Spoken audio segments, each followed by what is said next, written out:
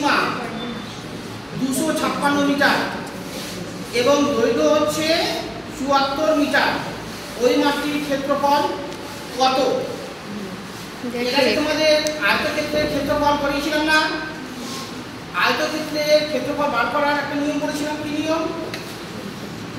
দৈর্ঘ্য গুণ প্রস্থ। দৈর্ঘ্য গুণ প্রস্থ।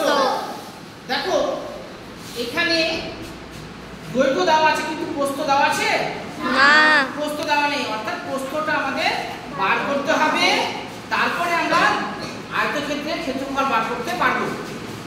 এই যে ব্ল্যাকবোর্ডটা হচ্ছে আমাদের আয়তক্ষেত্র, ব্ল্যাকবোর্ডটা হচ্ছে আমাদের আয়তক্ষেত্র। জানা হয়ে গেল? হ্যাঁ, ভুলে যাচ্ছে, জানা হয়ে গেছে।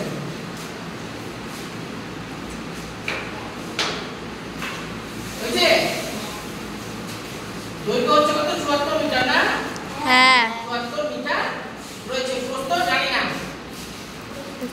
প্রস্থটা আমাদেরকে তাহলে বার করতে হবে। পরিসীমা কত দেওয়া আছে আমাদের? 256। পরিসীমা 256 মিটার।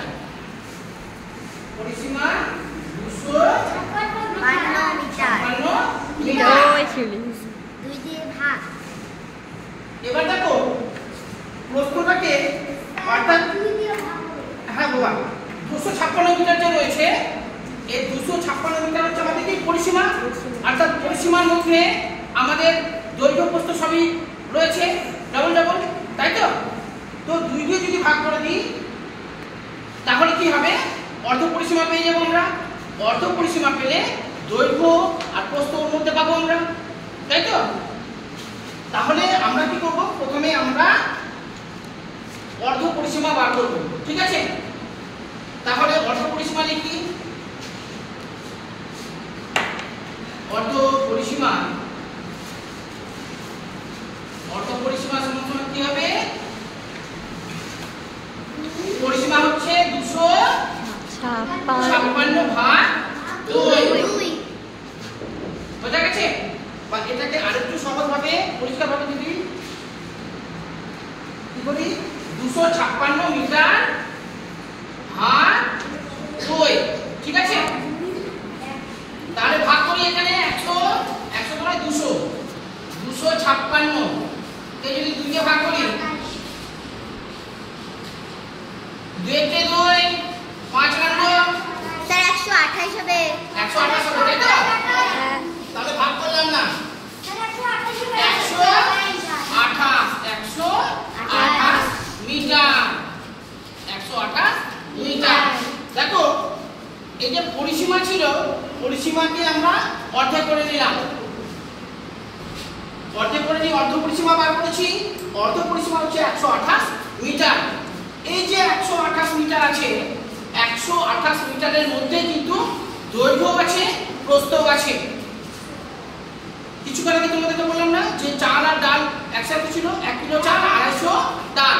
আমরা ডালটা জানি যে 250, দুটো ওয়েট কত?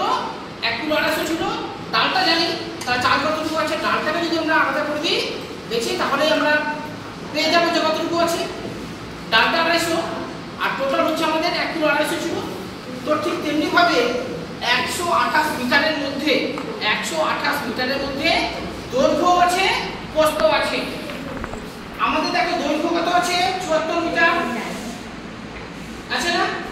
তাহলে আমরা যদি এই দৈর্ঘ্যটা এই 100 মিটার 128 মিটার যদি আলাদা করে নিই, তাহলে যতটুকু পড়ে থাকবে সেটাই আমাদের প্রস্থ, তাই তো? তাহলে এভাবে লিখে আমাদের প্রস্থ থাকবে বা প্রস্থ হবে, তাহলে প্রস্থ হবে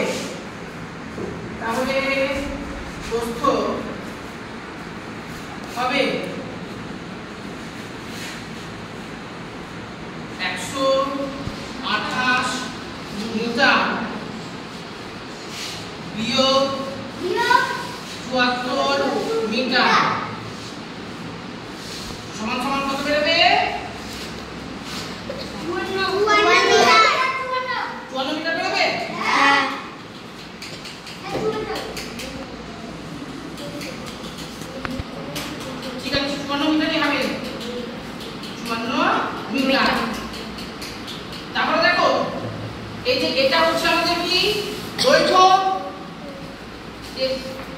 এখানে আমাদের কাছে ছিল না প্রশ্নটা ছিল না। এই যে 54টা পেলাম আমরা 54 মিটার, এটাই হচ্ছে আমাদের প্রস্থ হয়ে গেল। হচ্ছে এবার এখানে 54 মিটার করে দিলাম, ঠিক আছে? এটা ছিল না, সেটা লিখে নিলাম। আয়তক্ষেত্র এটা। এবার দেখো মাটির ক্ষেত্রফল কত। আয়তক্ষেত্রের ক্ষেত্রফল আমি প্রথম দিন কি করেছিলাম, ওর একটা নিয়ম করেছিলাম না, দৈর্ঘ্য গুণ প্রস্থ। দৈর্ঘ্য গুণ প্রস্থ। আয়তক্ষেত্রের ক্ষেত্রফল এখানে করছি, ঠিক আছে? আয়তক্ষেত্রের ক্ষেত্রফল সমান দৈর্ঘ্য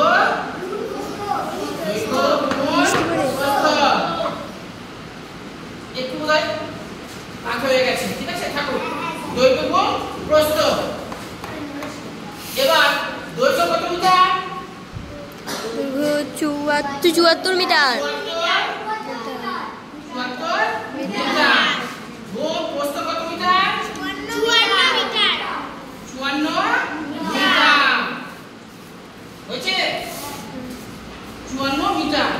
তাহলে এই দুটোর এবার গুণ করি। এই 74 আর 54, 74 আর 54, 4 চারে কত?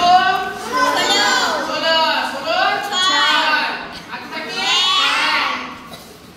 428 আর আগে 29, 4 5 20, 0 হাতে থাকে 2, 5 সাথে 35, 37, এখানে আর জায়গা নেই, পাশে নিচে, ঠিক আছে? 6 9,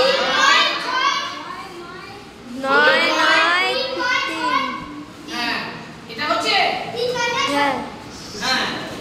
তাহলে সমান 3 9 9 6। কি লিখবো? মিটার, এখানে মিটার, এখানে মিটার, বর্গ মিটার। বর্গ মিটার। মিটার, মিটারে গুণ করে সবসময় বর্গ মিটার হয়। এবার তাহলে উত্তরটা লিখি। ওই মাটির ক্ষেত্রফল কত হবে? ওই মাটির ক্ষেত্রফল